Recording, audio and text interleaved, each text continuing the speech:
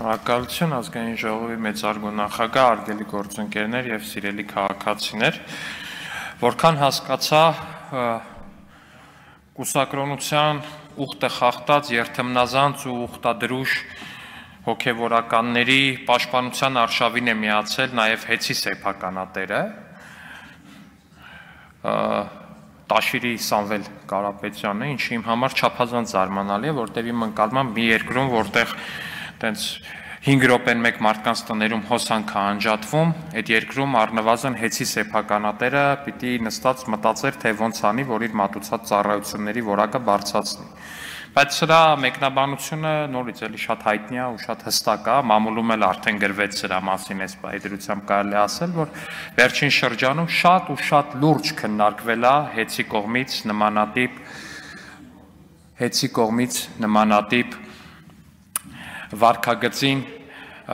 որոշակի գնահատական տալու եւ քաղաքացիների սպառողների շահերը պաշտպանելու հարցը կառավարության գործընկերների հանրային ծառայությունները կարգավորող հանձնաժողովի կողմից ու ինչպես եւ մի շարք այլ գործիչներ տարատեսակ բնույթի պարոն Կարապետյանը ըստ երևույթին որոշել է Պարոն Կարապետյանը ըստ երևույթին որոշել է որոշակի քաղաքական հարգելի գործընկերներ կներեք էլի ես խանգարում եմ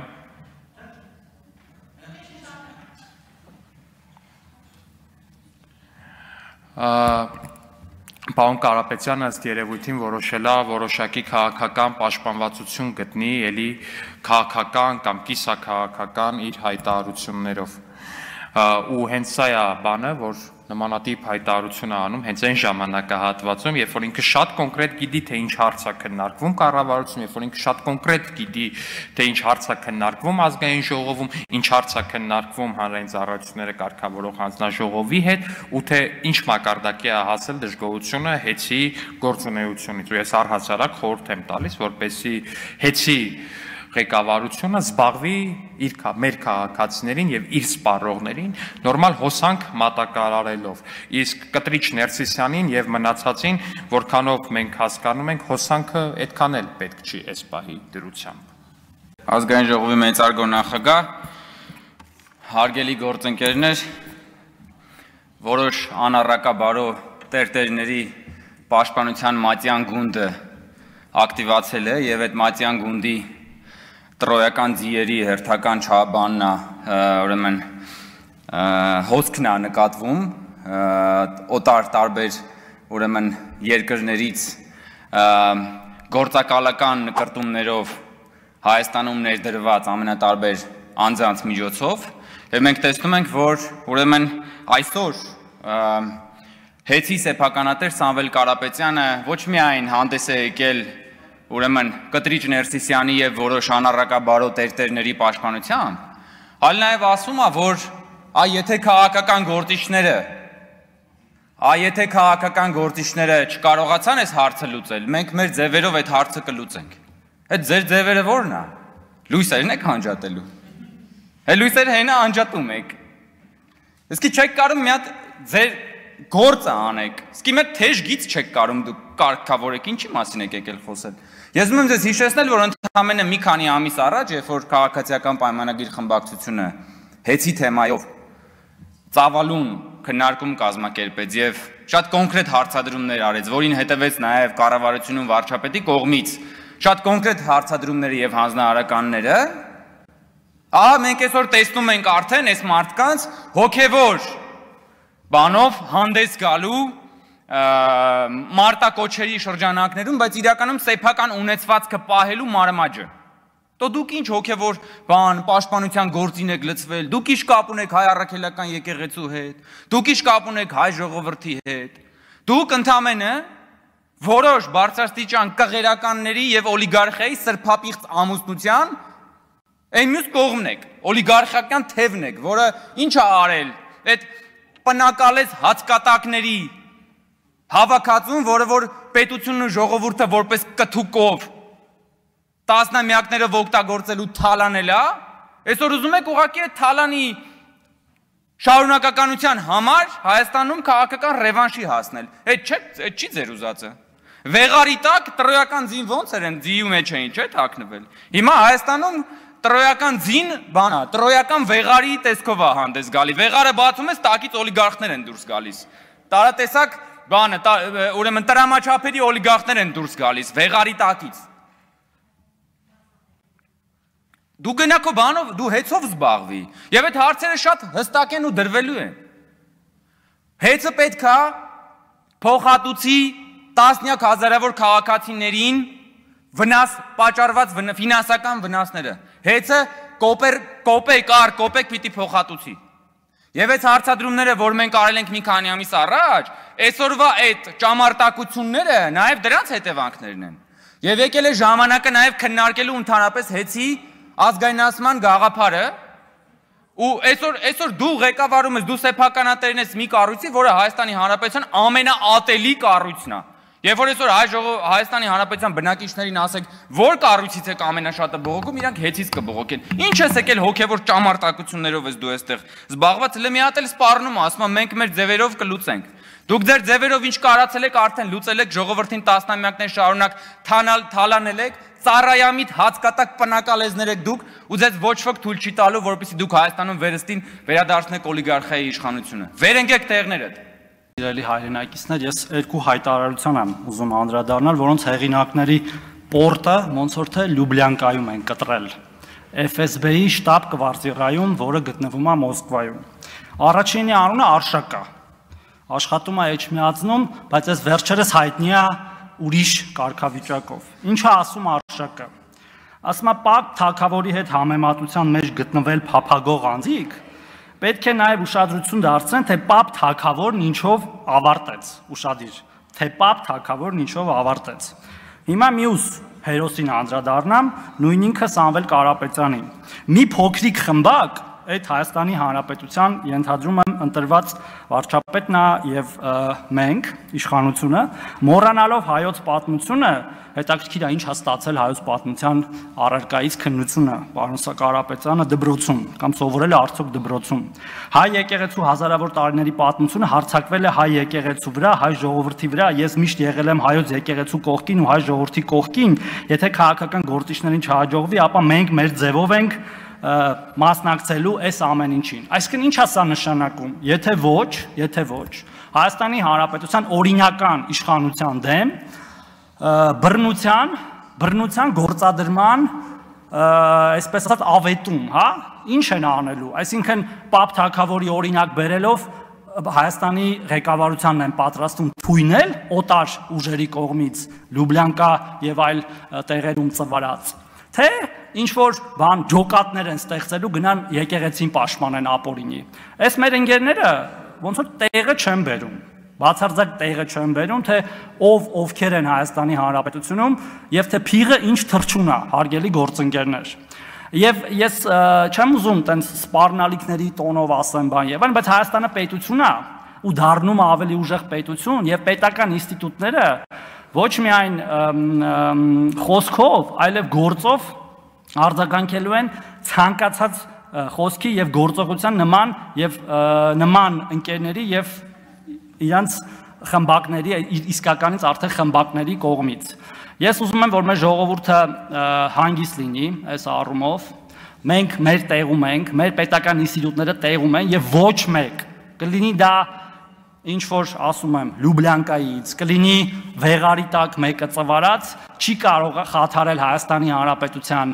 կայունությունը, սահմանադրական կարգը եւ Հայաստանի Հանրապետության ժողովրդի կողմից իշխանության իրականացումը։ Եվ այս ամեն ինչը իրանք են տանում այդ դաշտ, բայց պատասխանը լինելու անհամաչափ, հարգելի հայրենակիցներ, շնորհակալություն։ Հարգելի պարոն ազգային ժողովի նախագահ, հարգելի գործընկերներ, հարգելի ժողովուրդ, քանի որ եկեղեցու շուրջ խոսակցությունները ինչքան գնում է իրանց կողմից շատ ավելի ագրեսիվ ձևով հրահրվում է, ես ուզեցա մի քանի տարածված սխալ մոտեցումների պատասխանները տանք։ Առաջին տարածված սխալ մոտեցումը անձնական կյանքի պաշտպանությունը։ Օրինակ մենք որպես քաղաքական գործիչներ ունենք նաև մեր անձնական կյանքի պաշտպանությունը, բայց քանի որ մենք օրենքով պարտավոր ենք մեր ֆինանսական միջոցները հրապարակել, որպեսզի մենք ապացուցենք, որ այն արժեքները, որը մենք պաշտպանում ենք, նաև մենք ենք պահպանում, մենք հրապարակում ենք ոչ միայն մեր, այլ մեր հետ փոխկապակցված անձանց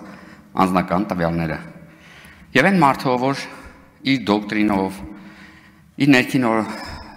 օրենսդրական, սենց ասեմ, օրենսդրական չի, բայց իրենց կարգավորումներով հայտարարում է, որ ինքը կուսակրոն է, եւ ելնելով այդ դիրքից նաեւ մյուսներին խորհուրդ տալու, մյուսների մեղքերին թողություն տալի,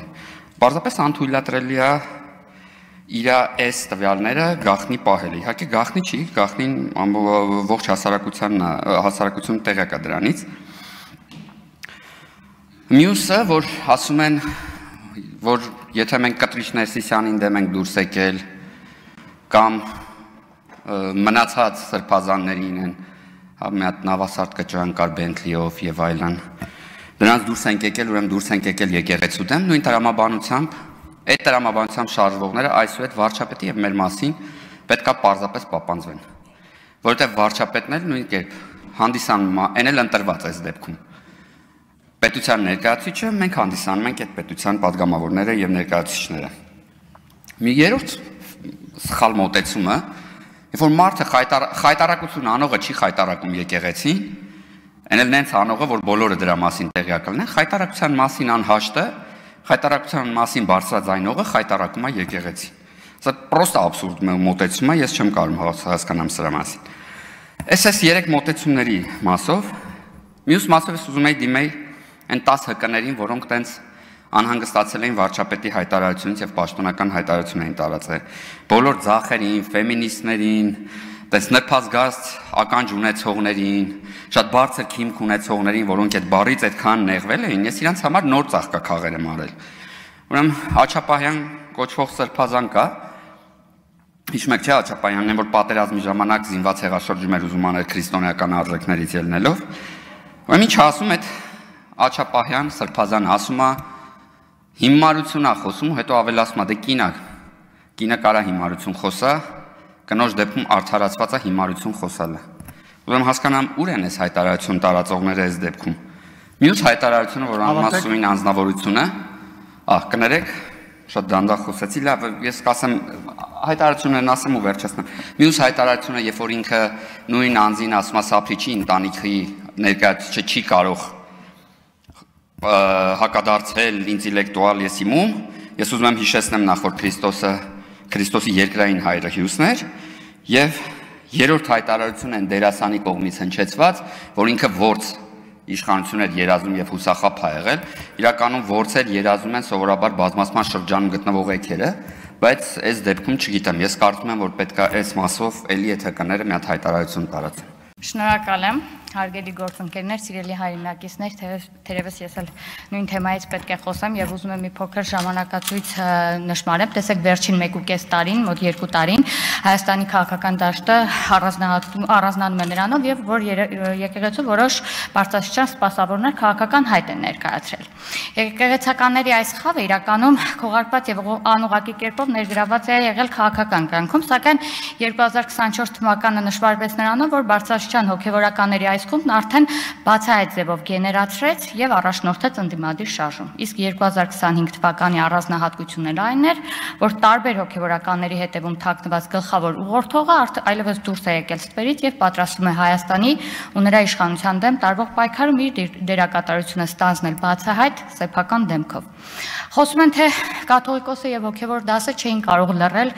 Արցախում տեղի ունեցածի վերաբերյալ, այն որ լուրջ եք ասում, բայց այդ կաթողիկոսական դասը եւ այդ հոգեվորները պետք է խոսեին դեռևս 1999 թվականից, երբ Կտրիչ Ներսիսյանը դարձավ կաթողիկոս։ Այն ժամանակից սկսած երկրի իշխանությունները ավելի քան 2 տասնամյակ մսխում էին Հայաստանի եւ Արցախի ներուժը։ Այն բաժանելով փայերի, վստահաբար որոշակի փայել իրանց էր հասնում, այդ իսկ պատճառով նրանք լռում էին։ Նրանք լռում էին, երբ Հայաստանում տեղի էր ունենում անարդարություններ, քաղաքական սպանություններ, արտագաղթ, մարդու իրավունքի խախտում պաշտոններ եւ համատարած ընտրակեղծիքներ։ Եվ վերջապես, ընդամենը շաբաթներ առաջ այդ Արցախով մտահոգված Կտրիչ Ներսիսյանը ինչ էր գտնվում Բելարուսում եւ վերջապես որտեղ էր գտնվում 44-օրյա պատերազմի ընթացքում։ Ակնհայտ է, որ հոգեվոր վերնախավի այս հատված այլևս դիրքավորվել է որպես քաղաքական ընդդիմադիր թեւ։ Հետևաբար նրան ուղղող պատասխաններն լինելու են քաղաքական, որքան էլ հայտարարեն, թե եկեղեցին անջատ է պետությունից։ Պետությունից անջատ լինելը չի նշանակում պետությունից դուրս լինել, իսկ իրանց դեպքում չի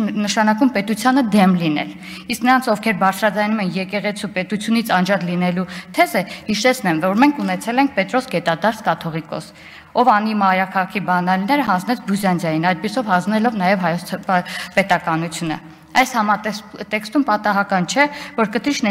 Ներսիսյանի պաշտպանները հենց այն քաղաքական ուժի ներկայացուցիչներն են, ովքեր հայտարարում են իրենց կուսակցական փաստաթղթերում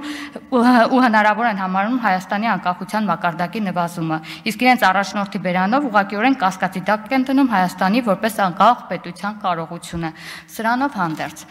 նախկին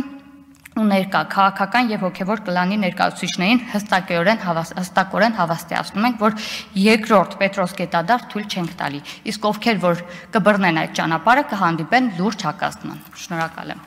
Ազգային ժողովի մեծարգո նախագահ, հարգելի գործընկերներ, սիրելի քաղաքացիներ։ Երեք լրատվական միջոցներից տեղեկացա, որ տեղի է ունեցել Մեծիտան Կիլիկիո կաթողիկոսության բարձրագույն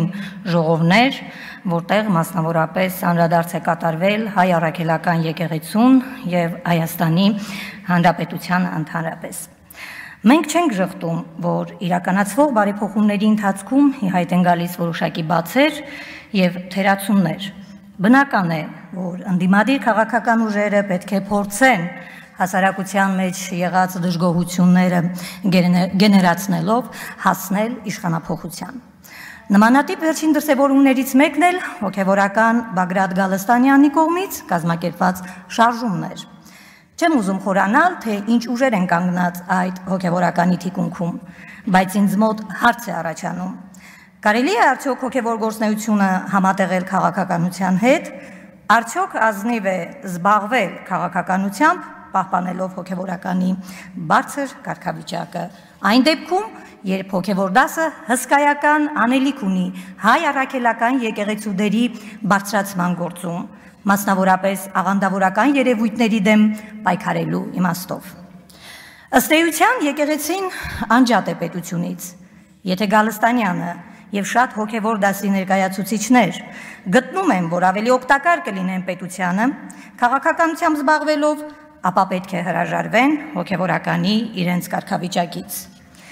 Երբ խոսում են ազգի միասնականության մասին, առնվազն ինձ մոտ հարց է առաջանում. Գալստանյանը եւ հոգևոր դասը չեն քննարկել երբևէ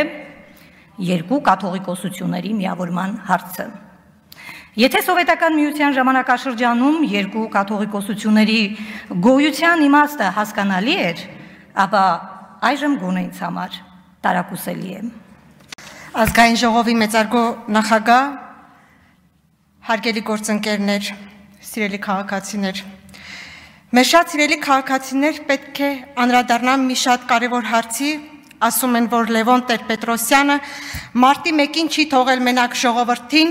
եւ փակվել իր սև տանը։ Իրեն ստիպողաբար են բանտարկել։ Սիրելի հայրենակիցներ, պետք է ասեմ, որ դա այդպես չէ։ Ինքը կարող էր դուրս գալ տանից եւ շարունակել պայքարը ազատատենչ ժողովրդի հետ, եթե ցանկանար, եթե նա ստորագրեր մի թղթի տակ, որով հրաժարվում է իր անվտանգությունից։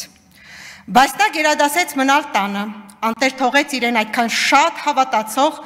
մեծ վստահությամբ լցված ժողովրդին։ Իր անվտանգությունը իր համար ավելի թանկ էր, քան մի ամբողջ ազգի, որը պայքարում էր իր ազատության եւ ժողովրդավար արժեքների համար։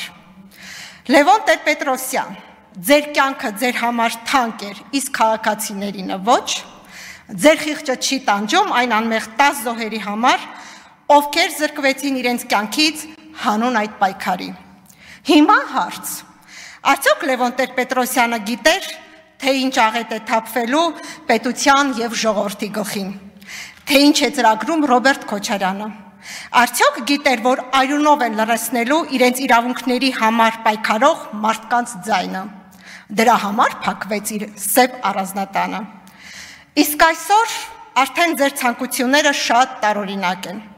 Համագործակցեր երկիրը թալանած, վաճառած մարդասպանի, մերժվածի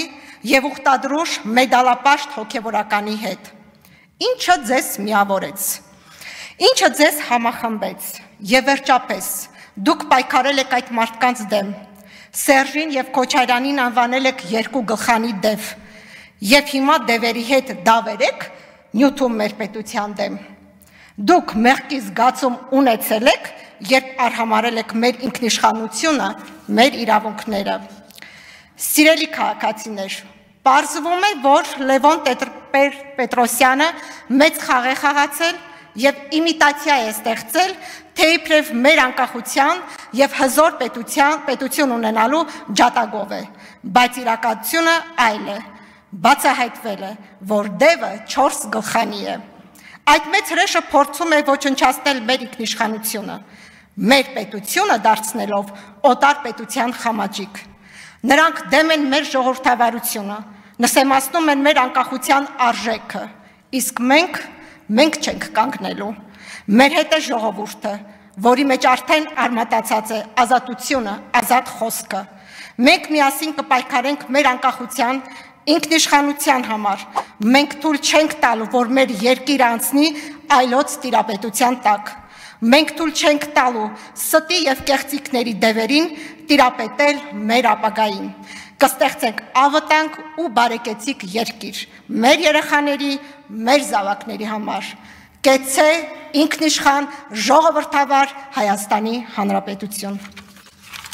Շնորհակալություն։ Շնորհակալ եմ, պարոն նախագահ։ Ես ցանկացա դրական նոտայով ամփոփել այսօրվա նիստը, քանի որ այսօր առաջին անգամ նշվում է հայրերի օրը Հայաստանի Հանրապետությունում եւ քանի որ արդեն անառարկելի ճշմարտություն է, որ քաղաքացի Կտրիչ Ներսիսյանը զավակ ունի,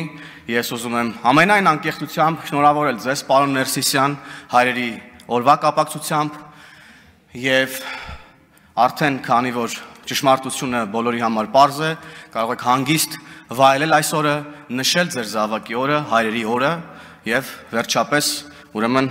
կայացնել որոշում, վերադառնալ աշխարհիկ կյանք, որտեղից էլ փաստորեն եկել եք կաթողիկոսի պաշտոնն եք զբաղեցրել։ Եվ ամփոփելով ընդհանուր թեմաները, սկզբում ռոբասերժական բանդային հանեցին ժողովրդի իշխանությունը գողանալու համար, տեսանք նրանց հետ ինչ եղավ։ Հիմա արդեն քաղաքական լուսանցքում են, շուտով էլ պատմության աղբանոցում են հայտնվելու։ Հետո գենշտաբի իրենց ստրուկ զինվորականներին հանեցին ժողովրդի դեմ, տեսանք նրանց հետ ինչ եղավ։ Հիմա էլ որոշ հոգևորականների են հանել ժողովրդի դեմ ու կտեսնեք, թե նրանց հետ ինչա լինելու։ Շնորհակալ եմ։